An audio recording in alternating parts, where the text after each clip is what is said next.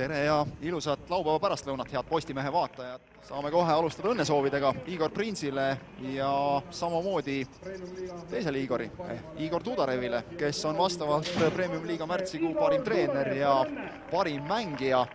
Nägema Levadia selle viigivärava nimel, Kando Pjala selle lõi 10 minutit enne mängu lõppu. On ka Krasnarivsi esindatud märtsikuu. Hoopis kui siit Rimo Hunt hoiab palli väljakul, läheb mööda otsajoont ja läheb sealt veel lööma ja lööb ära sellise nurga alt otsajoone pealt Rimo Hunt. Selline soolo ja pall võrku ikkagi. Tundub, et Hunt ise ka ei usu, et ta sealt nüüd ära lõi, aga väravasse pall on ja 8 minutit mängitud, 7,5 mängitud, kui tahavad Vjatšeslav Zahovaiko hoolealused natukenegi emotsiooni üles saada. Ja tuleb Hundile ja Hunt on täiesti üksinda ja lööb oma teise ja 16 minutit, kui Rimo Hunt teeb 2-0 ja küll tuleb kergelt see värav. Lastakse seal Kopsaril sättida ja vaadata, kuhu panna tsenderdus ja paneb Hundi pea peale ja 2-0.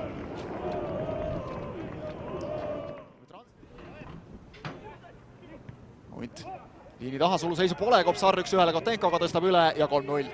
Ja 3-0 ja Rimo Hunt saab siit nüüd söödukirja. Kui enne andis Kopsar talle, siis nüüd annab Hunt Kopsarile ja korraks veel on pilgud seal küll joonekohtuniku poole Transi meestelt, aga suluseisu selles olukorras ei olnud ja Jevgeni Kopsar, kui vaevalt, et ta mängu lõpuni peab mängima, küllap Ingemar Teever talle mingil hetkel puhkust annab. Iri ja sealt tuleb 3-1 ja Iri lükkab ära. Ja Trans on mängus tagasi jälle, seda oli neile hädasti vaja ja selle nad ka 10 minutiga ära teenisid. Ja no Prinsi näost võite ise lugeda, mida tema selles tuleb sealt samasugune.